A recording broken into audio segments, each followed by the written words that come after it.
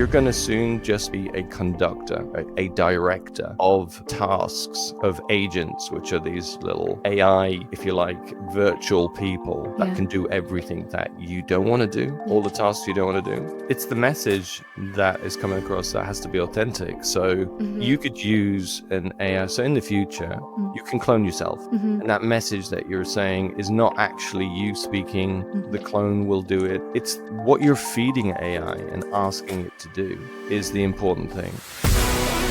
This is the Born to be Brilliant podcast, helping you harness the habits and unlock the tools to bring you more meaning, vibrance, and the personal power to help you shine like the diamond you are.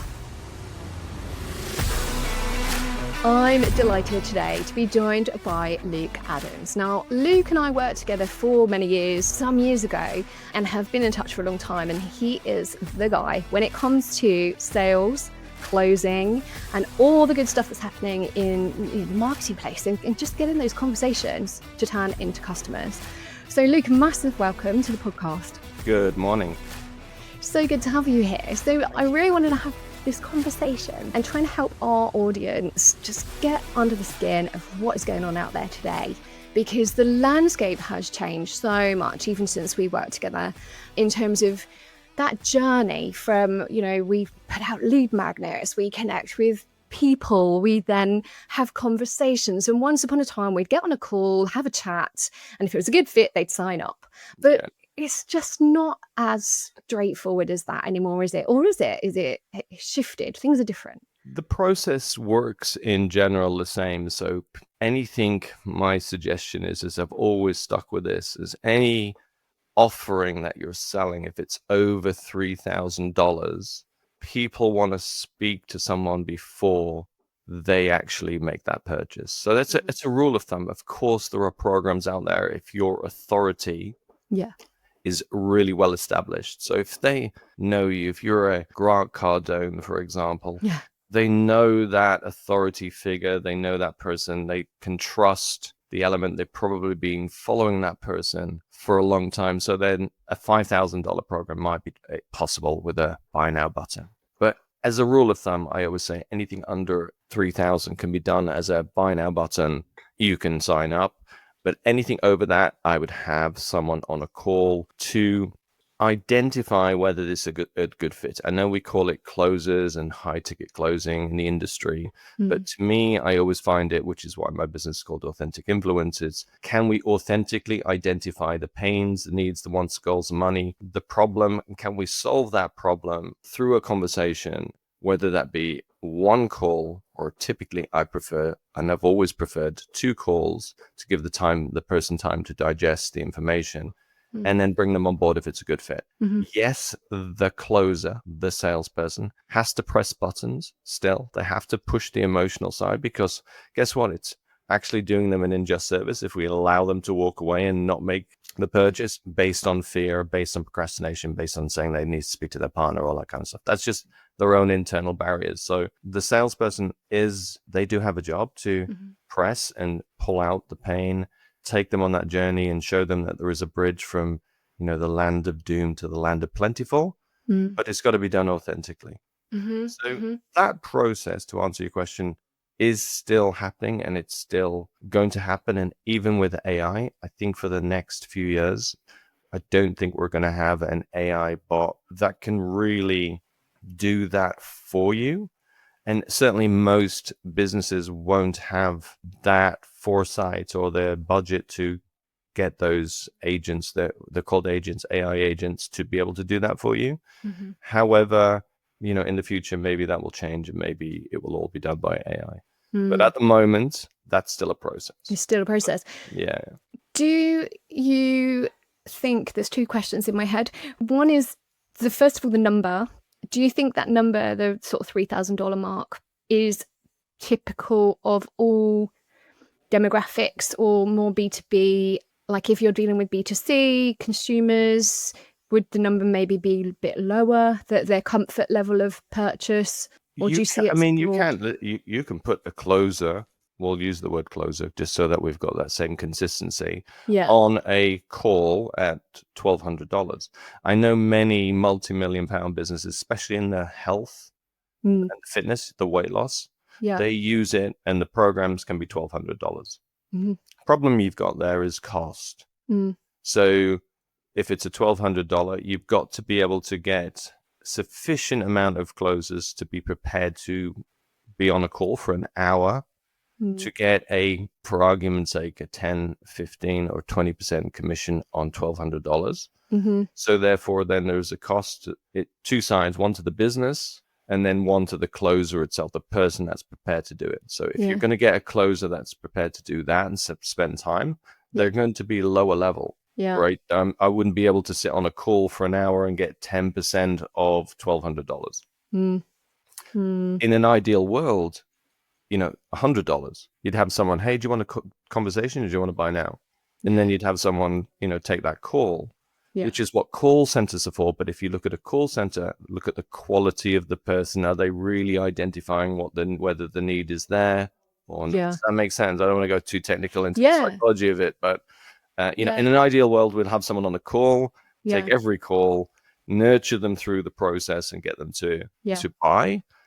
But of course, there has to be a balance with costs. And from a psychological point of view, under $3,000, I've found people are prepared to take that risk. Okay. And if they're smart, they'll put it on a credit card and then they're protected by consumer credit rights. Yeah. So even if it was a bad risk that they took, if someone fails to deliver, they've got the credit card to protect them to a certain extent. I'm not saying they get everyone on the credit card and then be ruthless to the company that's providing the service. But anyone's got any doubts, don't pay cash, use a credit card. Yeah, I know what you mean. You're talking like not buyer's remorse, but like if it wasn't a legitimate company or something. Which is what stops people from typically buying. It's not, when it's under $3,000, it's not really buyer's remorse, or it doesn't get into the same levels of fear. Because a lot of people can just wipe their mouth with the $3,000. A TV, for example, is $1,500 if you want a great big flat screen TV, and people are buying those left, right, and center. A sofa is $1,500. So you can kind of wash, and wipe your mouth, I like to say, if it went wrong under 3,000. When it gets to 3,100, it now starts to eat away at that fear factor. Do I need this? Can I spend it? Can I afford it?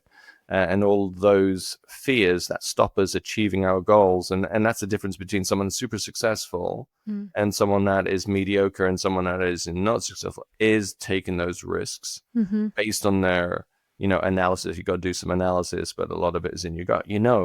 If you need it, you need it, you need it. So, I mean, many years ago, I did a test on, we kind of digress from the question, but we did a test on people not purchasing on the product based on them saying they had no money, and it was a $10,000 solution that they needed, right? But they would have no money and therefore then scurry off. And I knew that wasn't the case, because if you really want something, you find the money.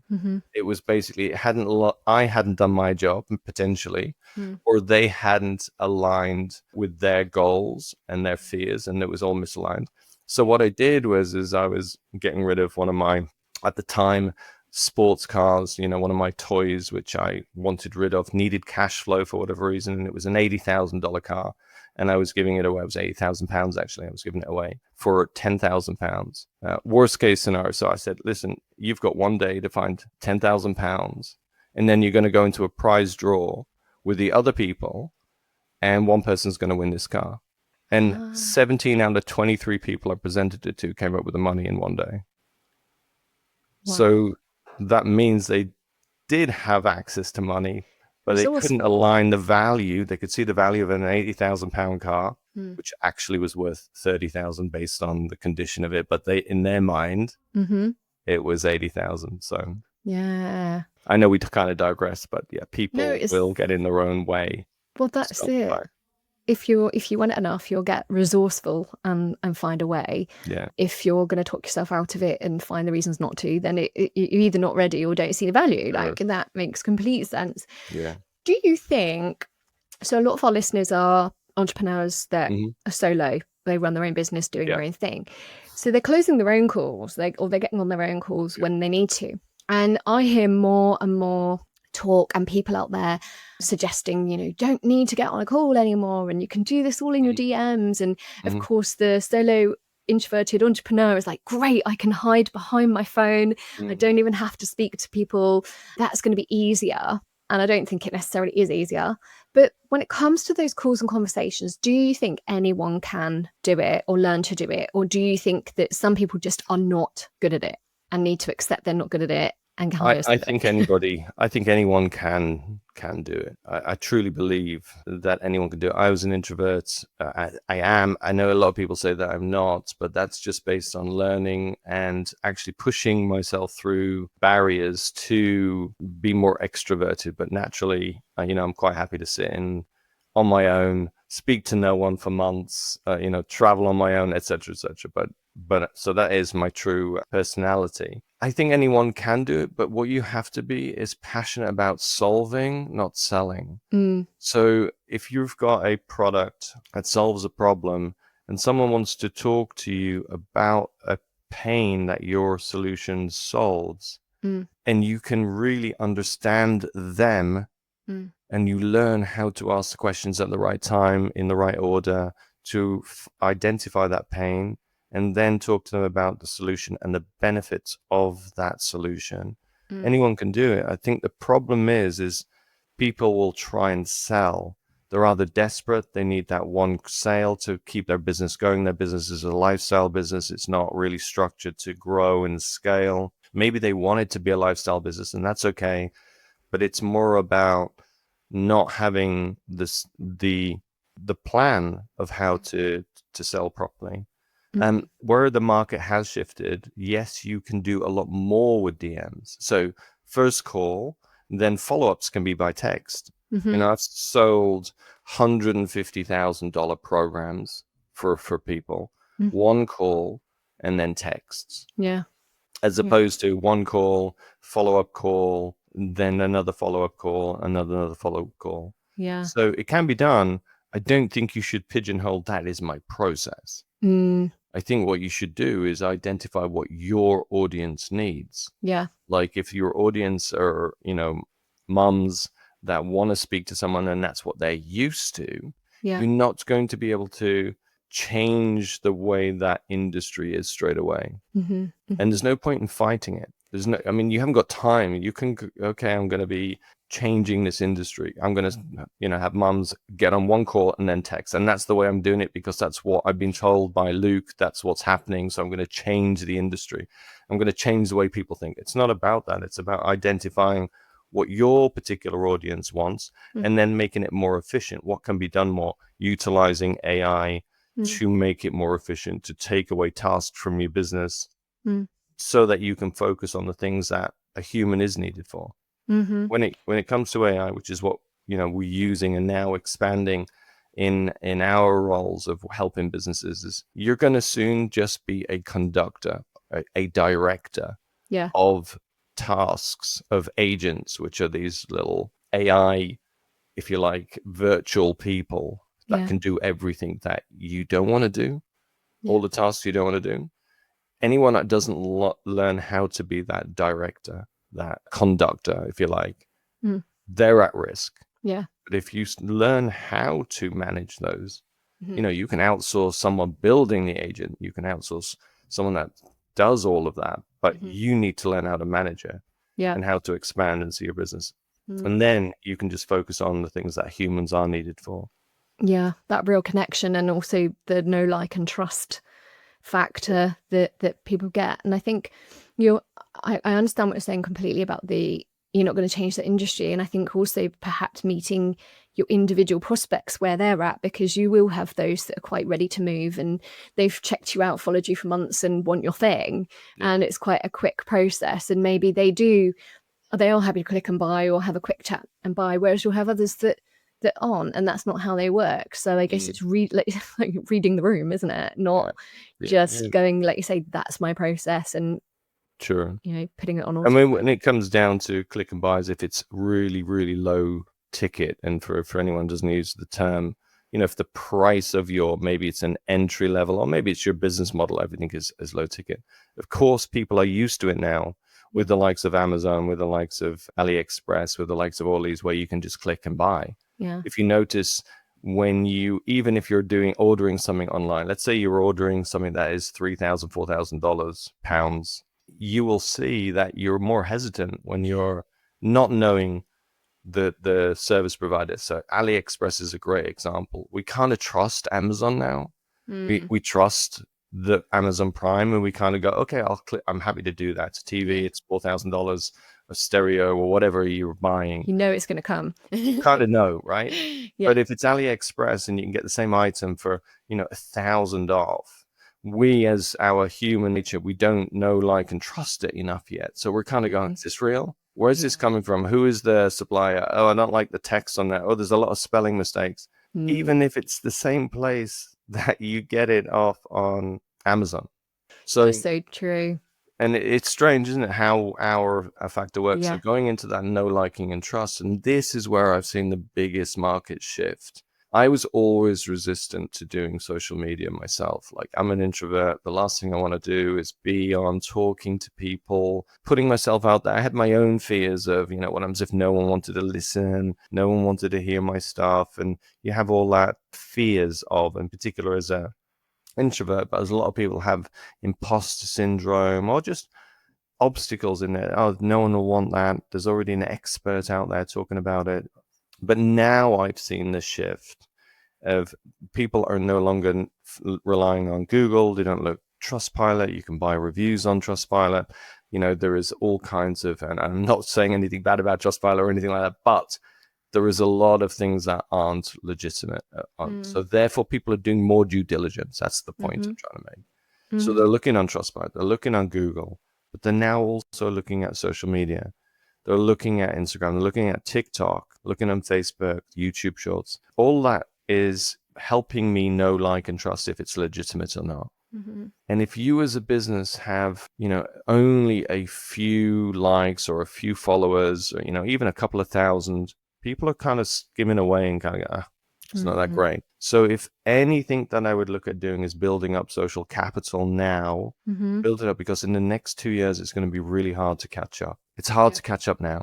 It is. You try and catch up to, let's say you want to be an authority in your field. You're a realtor, you're a real estate person, a specialist, and you're selling how to make money out of real estate, and you're helping people, and you really know your stuff. You've been in the industry for 30 years, but you have no social credibility, no social capital, no social equity. No one is going to believe you. You're going to always be pushing water up a hill. Doesn't matter how much you're spending on ads to get the people to you. And with ads, which are fantastic, but people click the ad, they go to your landing page, your offer, they then go to social media to see if you're, before they even buy, and then disappear, so that you've even spent money to get they them click to the ad for them to disappear. Yeah. So my suggestion now, where the industry has moved, is build up your social capital. It's painful, it's costly, but the long-term benefits are significant. The collaborations you get, the partnerships you get, the reduced cost of sale that you get, your improved conversion ratios, the cost of your pay-per-click ad campaign afterwards is significantly cheaper because of everything you've done with social. It's sad. It's not something that I ever wanted to say. No, I'm with you on that. Unfortunately, that's where we're at. Yeah. And it's still doable. It's a lot of work if you do it yourself. I highly recommend that you get someone to do it with a strategic plan, but it's something that's needed for longevity. What do you think? Because you've worked with a lot of businesses, so you must see the variance in this. Like, you see accounts that just seem to go and just fly. And from, there's some that I know where there's very little effort goes into it. It's like, just post one reel a day, no worries. And it just keeps going up and up and up and up and up. And it's not even like anything groundbreaking. It's just simple. And yet others will do the exact same thing, and it is like pushing water up a hill, and nothing really happens. Like, is there any reason for that? Or like there can be. I would say that most top brands that have gone up, the likes of Grant Cardone. If you look at, have you ever seen Amalfi Jets? I've heard Check that name. Amalfi Jets out on TikTok. Okay. Amazing social presence for a B2B or it's a B2C technically, potentially as well, but they sell charter jet flights, $80,000 flight across from New York to London. Wow. You wouldn't think they'd have the audience on TikTok, No. right? 3 million followers plus.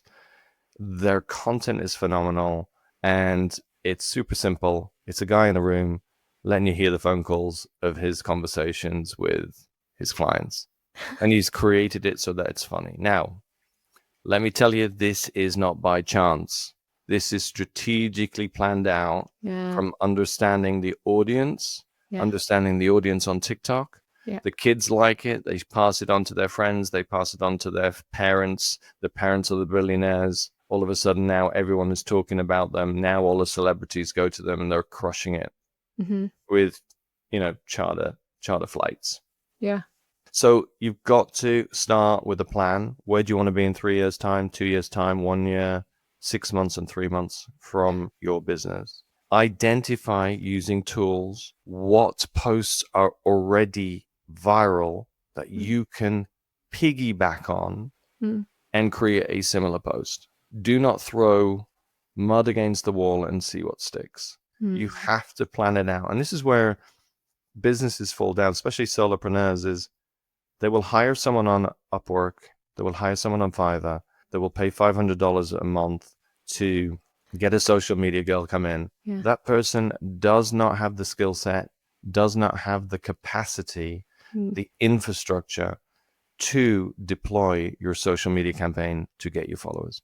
Of course, you have people that are lucky, or they landed on their feet, or they were bright and they came up with the idea just naturally. They had this idea and then they skyrocket. Yeah. But if you're looking at a business, you kind of go, okay, where do I want to be? How do I re-engineer that backwards? Yeah. Sounds all boring. Sounds, I just want to post once a week. I just want to do that, which is what we all do. We'd love that, but that's the difference. So it would be something like, who is my audience? Because you can really target audience on social media now. It's not like it was before where you are sending it to the masses. It can be viewed by the masses of your specific audience. So what's your topics? Create 100 topics before you film, right?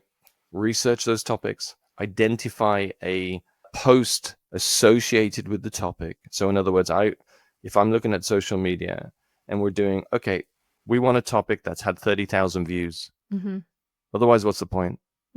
Yeah. Why we're creating, or we're going to try and reinvent the wheel, and we're going to try and push that topic. It's not what I know. It's not the knowledge in my head. Might be fantastic, might be brilliant. If someone can spend hours with me picking my brains, if I talk about this constantly, it's really, I'm going to miss the mark. What do people want? And I'm not going to try and guess. I'm going to go and look at Alex Hormozi. I'm going to look at Grant Cardone. I'm going to look at all the top influencers in my niche. Yeah. Identify what got traction, and then I'm going to do a topic similar. I'm going to hijack that and do a topic similar because I know that's what people want. That's why they got the millions of views. Yeah. And then the other secret is once they've got that, is they don't just post on one account. They've all got sub accounts or fan accounts. So they haven't just got, Grant Cardone hasn't just got one account. Alex Hormozi hasn't got one account. Imran Ghazi hasn't got one account. They've got accounts all over the place. And they use what I call the meme effect. You know, we get a meme. Remember the Coldplay meme? Yeah. Coldplay incident, right? And then someone took that, put it on Instagram, went viral. Yeah. Someone else took it, repurposed it, put a little emoji or their point of view on it. That goes viral. Yeah. Well, that's what's happening, right? Imagine that it's going on one account, goes viral. So the algorithm's now seeing this is being repurposed. This has got traction. It's pushing it out even further.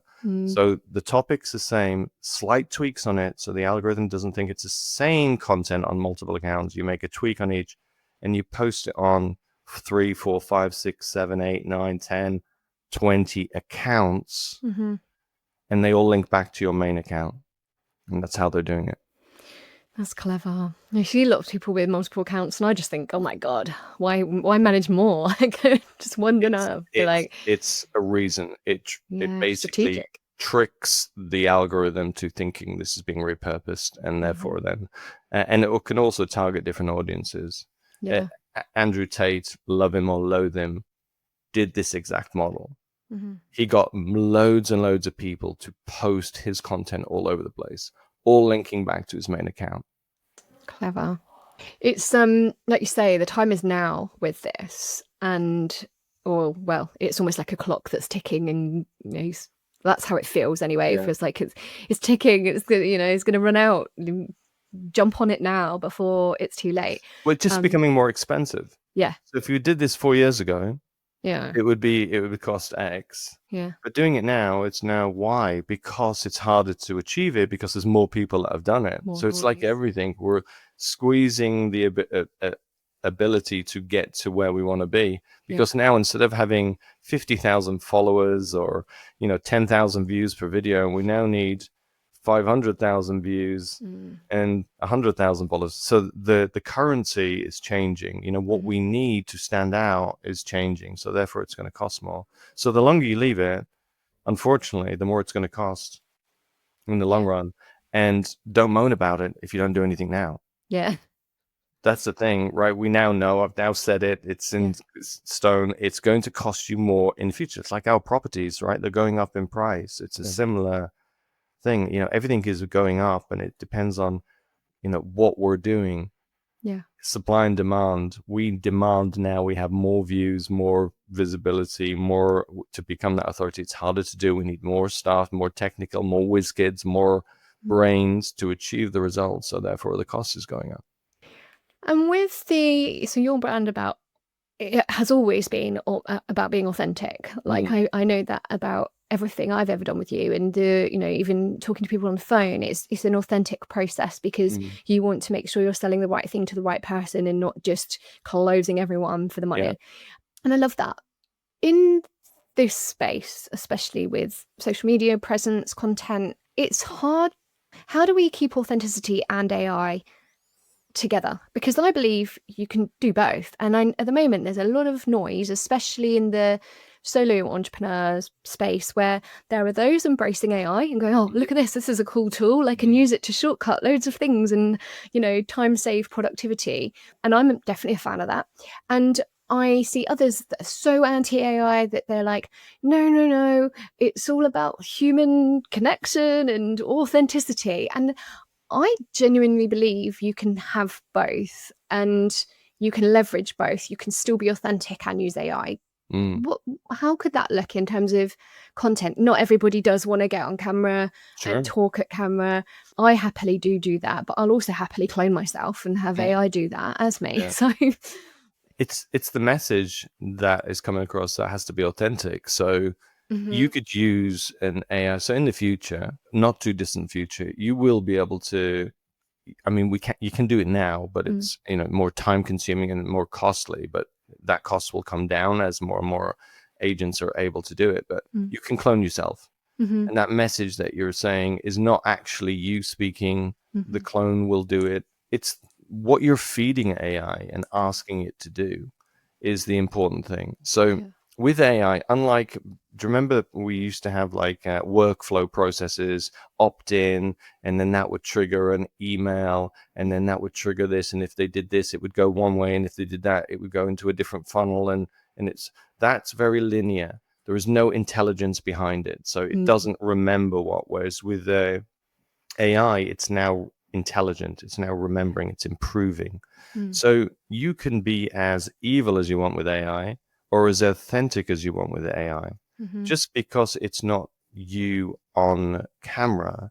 Just like there are very many social media accounts. If we use social media as an example, faceless. They're faceless, just a voice giving tips about what to do and improve your life or how to lose weight. Well, it's the same thing. Just imagine that it's the same thing, but instead of it being faceless with just, clips of someone jumping into a pool or climbing a mountain or putting in a flag on the moon, and you've got all this inspirational music behind it. It's the same thing. It's the messaging that you want, if you're going to use it for messaging. And you want, an AI bot to post it. If it's authentic, the messaging is true, and it's what you truly believe, then there's nothing wrong with it. It's if you're using deepfake, copying someone else, making stuff that is negatively impacting someone else. So for example, you do a social media post on someone, you've taken their image, you've deep faked it, you posted it on social media, and that person is being, I don't know, horrible to the world. Then you're using AI for the wrong reason. So Yeah. I think that anyone who is fighting AI is going to lose. Yeah, I do agree. I would say as quickly as you can, embrace it. I understand there's a lot of people out there that are saying, yeah, but it uses so much server power. There's a lot of electric. That means we're going to use more energy. That's true, but we're wearing clothes, and a lot of that is created with oil or plastics. And if we're going to, I don't want to get into a political thing. I want the world is getting worse when it comes down to green, how green it is. That I've noticed in the sea, the temperatures are rising year after year. It's visible, and it's a shame that our world has got there. But I think there is other things that we could focus on to improve the environment than worrying about the servers that we need to use AI, because it's not going to stop, and we don't have the money, and there's not going to be enough people that are going to go out there and demonstrate and prove their worth to stop that. So I don't want to get into a political conversation. No, but I hear you. I hear you. I think just embrace it as a entrepreneur. I think learn to be that conductor, learn to how to utilize tools, and save yourself a bunch of time.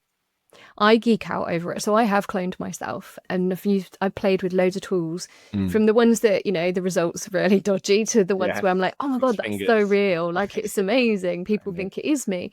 And you're right. It's very time consuming at the moment, because some of the, the tools we got are a little bit clunky, and it does take a bit of a tech geek to muck about with that. And it is just going to get easier and easier. I can see that. But I think I've wondered about that. Like, will people go, oh, well, that isn't you, so that's not authentic? I'm like, no, well, it's literally, I don't know, I'm on a plane, or I'm in a situation where I can't jump on camera, so I've grabbed AI me, put the script in, and delivered the message. So I'm doing a better job, because I'm getting stuff out there and serving my audience when I couldn't. At the moment, it's quicker to sit in front of the camera and shoot 30 videos than it is to do one on those tools. But I don't really have any issues with that. I think it's like, sure, you can be a detective and go, oh, is that real or isn't it? Yeah, It's like, I think the question is why do you want to know whether it's real or not? And going back to the point of the faceless social media where someone is just talking, does it, if the content is there, and that content is truly coming from the person, even like, who doesn't use these days? Like, we've all used Google, right? We all searched for the answer, and then we have then regurgitated that at some point in the social environment, right? You've Googled something, and then 3 days later, you're at a meal with friends, and you've said that content, that message, as if it's your own. You've never turned around and said, I Googled that 3 days ago. I'm just letting you know that this is the wine that we need. You don't. You say, oh, no, this is a good wine. Yeah. Like, you knew. As if, and you're not doing it disingenuous. You're just doing it because you've gained that knowledge. Is that authentic? Yeah. Well, like, in reality, we've taken it from Google. Now we're using ChatGPT. Can you just review my email, make sure it's authentic, make sure it's not too aggressive, it's not too fluffy, and giving the prompts that's necessary to provide a better service. Now, I'm asking ChatGPT to review my stuff. Is that authentic? Yeah, I think it is, because it's no different to asking a English teacher. It's just, it's a tool, and it's quicker. It's a tool to use. So when you're asking AI to, can you just produce this video and make it look like me and sound like me? But here is my script, and this is the content I want to deliver. How is that different? Well, especially when you spend loads of time training it as well to be exactly like you. You're like, right, you need to have my expressions, my mannerisms, you need, all those things. Then, I think, listen, as you said, it's easier currently. The time should be taken to identify the topics you should be talking about. Get those topics, look at how many topics are getting views, build out your hook, So in other words, every video should have a hook. Yeah. Every video should then have the content and then the call to action. Mm-hmm. Script that out, then get 150, 30. It doesn't really matter. Do 30 at a time. Then basically get to the stage where you sit for 2 hours and rattle each one off. If you're doing short form, that's 20 seconds. Yeah. You can do it like looking at the camera, which obviously the camera's up there. You can do it where it's talking head. You can do it podcast style like this, or in front of me could be my script. Yeah, exactly. You're not going to know.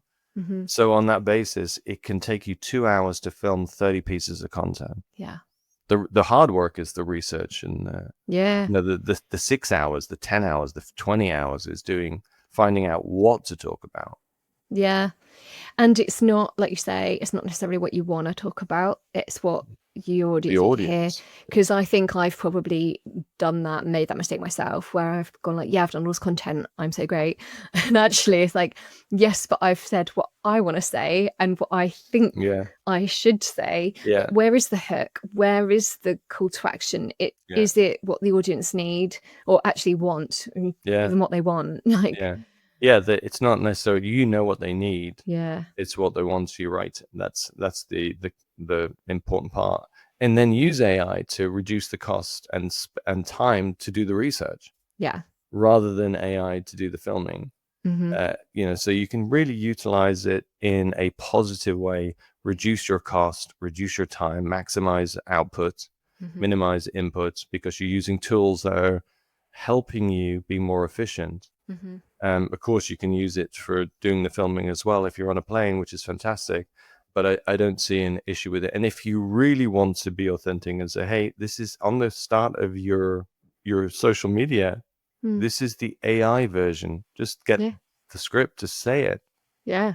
People will be, wow, you're actually saying which one is AI. Yeah. This is me today. This is AI today.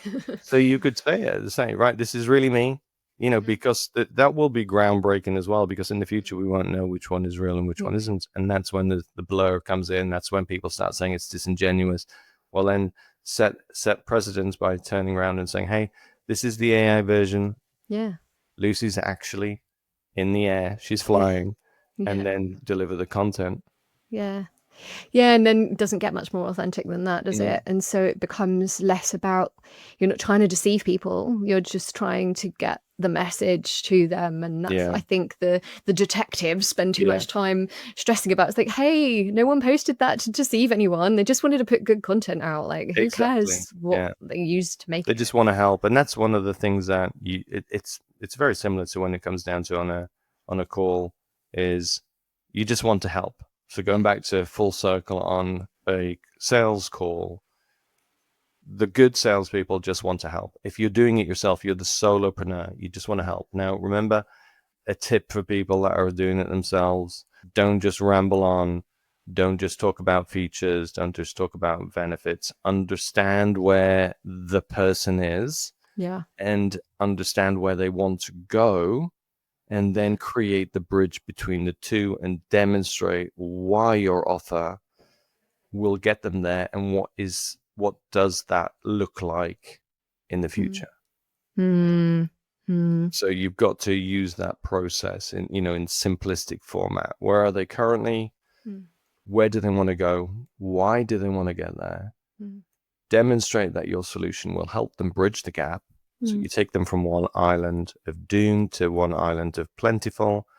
And what does it look like when they're there? How does it make them feel? What is it? Let them visualize that, because we have so many internal barriers from our youth, the way we've been brought up, our values, that block us dreaming. Ever heard anyone say, I'm not interested in money? No, I'm not interested in flying first class. No, I'm not. And that's true. They believe that is true, but that's their own barriers, because they're never going to have money. They're never going to fly first class. So they protect themselves from failure, from feeling that they failed. And listen, it's not all about money. That's not what I'm saying. It just gives you choices. Yeah. It might be you want to help more people. No, I don't want to help 1 million people. I just want to help my community. right? It's the same barrier. It is. The same thing is like, yeah, no, I just want to think. And it's usually based on, and it's not everyone, but it's based on the fact that they're concerned that if they don't achieve that million people that they want to help, they failed. Mm-hmm. It's not about failure. It's No. actually about you're achieving. If you help one person, if I help one person from this, I've done my role. I've done my job. I'm happy. I want to help 2 people. I want to help 3. I want to help 4, 1 million. Yeah. But if I help 1, then great. Then great. I think sometimes it's the opposite as well. Like if you're an ambitious, entrepreneurial minded person, I have the opposite problem where I'll set the bar so high and so big and audacious that you constantly live in a place where you feel like you're not good enough and you're failing, because that 1 isn't enough, that 3, 5, that isn't enough, because you're like, no, it's not 1 million yet. Like, and so it's then shifting that to going, though, keep the ambition broad and big, but actually let's celebrate every little win along the way. And then it will keep you fueled. So instead of going, oh no, I'm happy in this little small zone here, it's like, no, keep it big, but still be.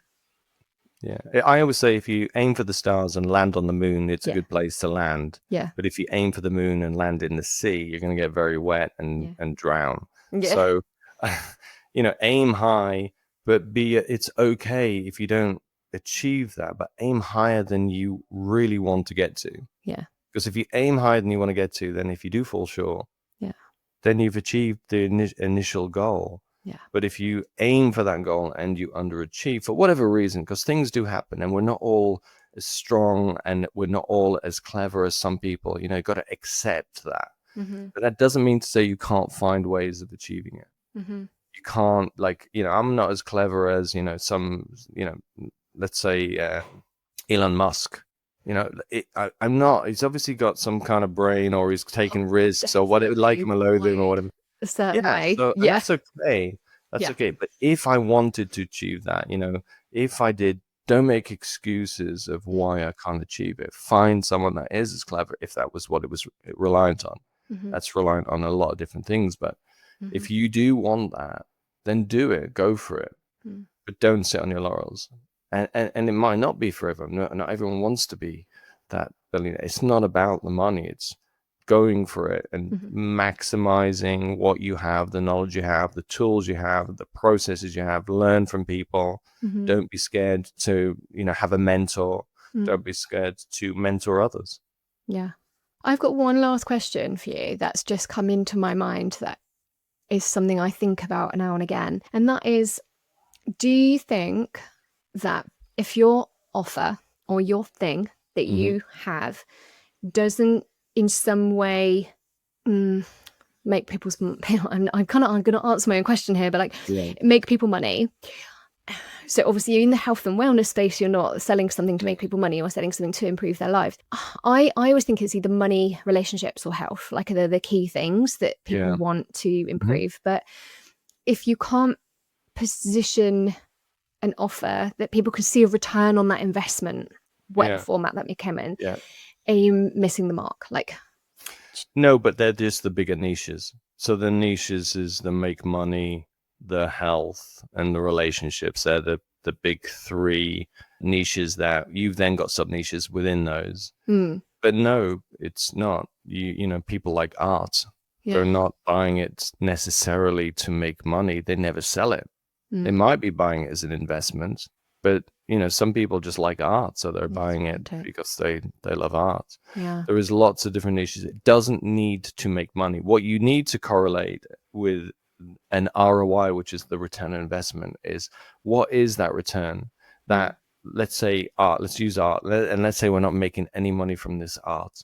We love it. It's never going to be worth anything. It's going to be of no intrinsic or value at all. It's going to have no capital value, but it's just art and it's amazing. And what is that return that I want? What do I want to feel when I see the art? So that's a return on my investment.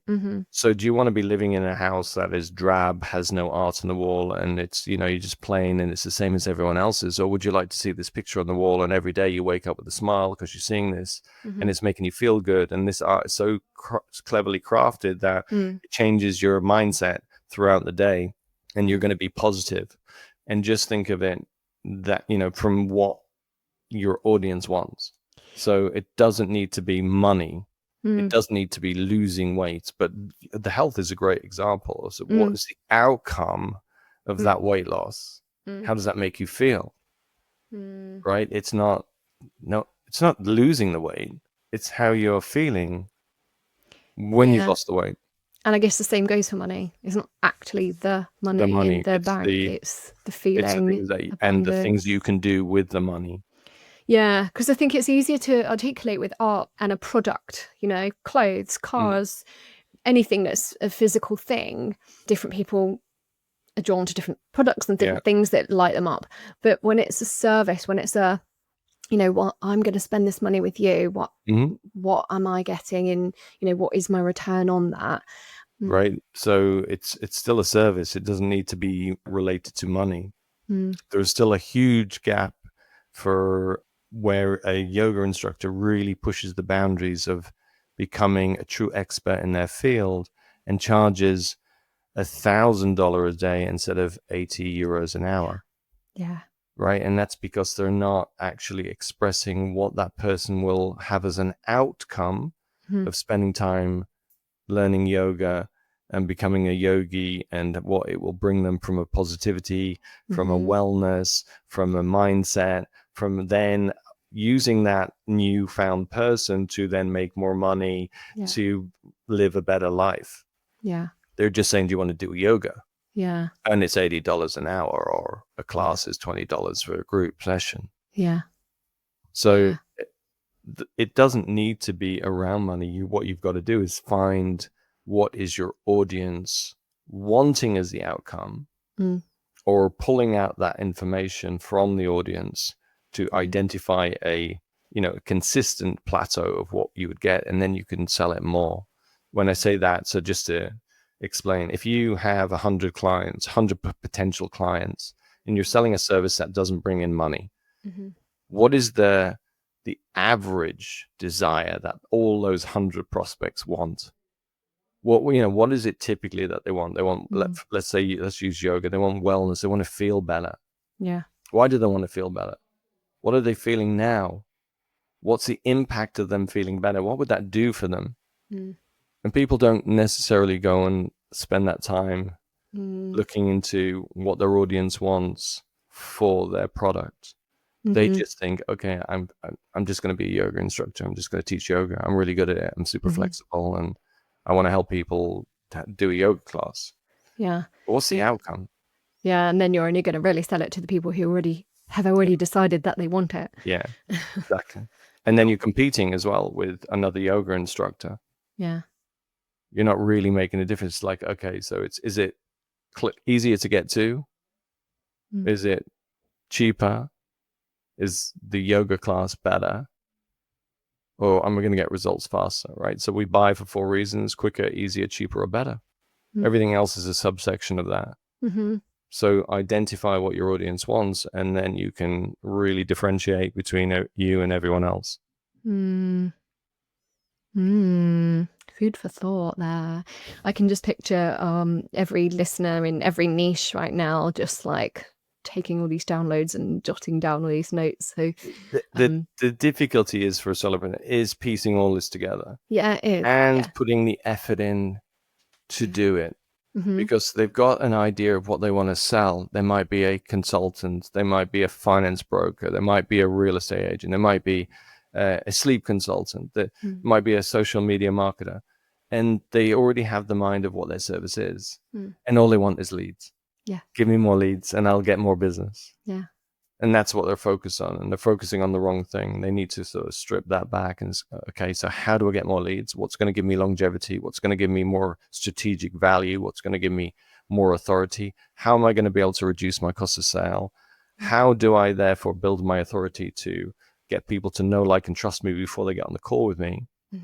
And all of these things. And then, what does my audience want? What does my client want at the end of it? What's the best that they could have? What can they achieve with the results that I help them give them? What's the typical pain that they currently have?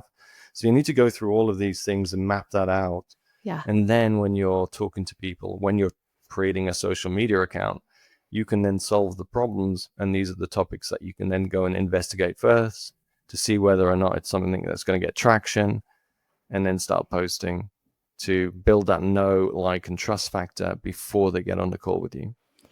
I think that, I mean, that's so brilliantly put. So thank you for just sharing that. I think I'm going to rewind and play that over and over. But I think that is exactly the problem. And so many small business owners go, they get into business without even considering that they don't even know what the cost of sale is. They, they think cost. They say, oh, surely I just organically do these things for free and I'll talk to people. And I think that is really short-sighted. And I know, I coach businesses around this as well, and talk about the fact that if you're just going to go on social media and say some stuff and think that that's going to generate you enough conversations that are going to turn into actual buyers, you're going to be really disappointed. Like, it's, if only, surely if it were that simple, we'd all be, running multi-million businesses. It's not that simple. There's so much more depth to it. And I think culturally we've got a bit lazy. People don't want to do that hard work. They don't want to do a 3-year degree. They want to do a 5-minute course. They don't want to roll up their sleeves, get stuck in and do the hard work to get there. And I think that's the problem. They want to buy a shortcut, or which is what you pay for, and which is why you would outsource. And let's not, I don't want to say that people are lazy. I think they're confused. And true. that confusion creates, barriers in itself. So you have all these blocks, because where do I start? So they will then go out and pay, and then they're let down by the service provider. And it's not the service provider's fault. It's they're not getting the direction, or they're hired to do a job that it's a bit like, I'll stop myself. It's a bit like going to a hairdresser. And in your mind, you've got a haircut. And then you come out and the hairdresser's cut it completely different. And one day you think, oh, I like my haircut. And the next one you go, oh God, what have they done? And it's not the hairdresser's fault, because they have the same skill. It's that you've maybe not articulated your message of how to cut your hair in the right way. So they've delivered it differently. And that's the same when you're outsourcing stuff. Some they're going to, of course, not be very good. But in many instances, it's simply the fact that you've not directed them well enough. Or you've hired the wrong person based on your instructions, thinking that they could do something and they couldn't. So their instruction when you hired them was, can you do my social media? Yeah, I can do your social media. And all they're doing is editing. They're putting in the video captions. They're putting in some color grading, some music in the background, and posting. They've done it. You filmed it. They've done it. They've done exactly what you said. And they give you 2 or 3 ideas. But did you say, can you research every single idea and make sure you send me a link of the video that you saw that had 30,000 views on it? No, you didn't ask that. So they didn't do it. So now you're going to blame them for not getting traction. But in reality, you didn't have the knowledge to know that's what they needed. And are they posting twice a day? And are they posting on multiple accounts? No, because you didn't know that that's what you needed to do to get the traction and the visibility. So they didn't know. And if they did know, they would have charged you more, and then you wouldn't have been able to afford to pay for it, because that's not within your budget. And it's kind of a cycle. So it's not always about them being lazy. It's about not really knowing. And we're told so many different things. Do paid ads, just create a funnel. Let's just, go to networking events, do podcasts, there's so much noise, but you've really got to strip it back, look at a strategy, build your authority. And the reason I say social media, and remember, I personally do not like social media. I'm an introvert. I don't want to be seen anywhere. It's more about when they get on that call or when they click that ad, they already know, like, and trust you. And if they don't like you, that's good as well. Right? They won't click the ad. They won't click it, right? So they don't like you. They're never going to buy from you. That's fine. It's the maybes that cost you money, right? So yeses make you money. No's save you money. Maybes cost you money. We don't want maybes. We want to try and help them understand who you are before they even get on a call with you or before they click an ad. And that's what social capital will do for you. So powerful. So powerful. So you can make that whole process and all the conversations so much easier by having that great social media capital, as you put it. Yeah. All right. Amazing. Great conversation. I really appreciate you sharing all your wisdom with us today. It's been so good. I love our conversations. Really appreciate you coming to the show. I will Very welcome. share... Thank you for having me. Oh, no, thank you. I'll share in the show notes your details. Obviously, the ones that you want me to share, so that if people have, a question or want to look at what you do or how maybe you could help them, would that be okay? And people can contact Luke, and if you want to ask him something, please do. But yeah, once again, Luke, thanks so much for sharing your wisdom and time with us today. You're welcome. I hope you enjoyed this episode, and remember, go out there and shine your light bright, because you were born to be brilliant.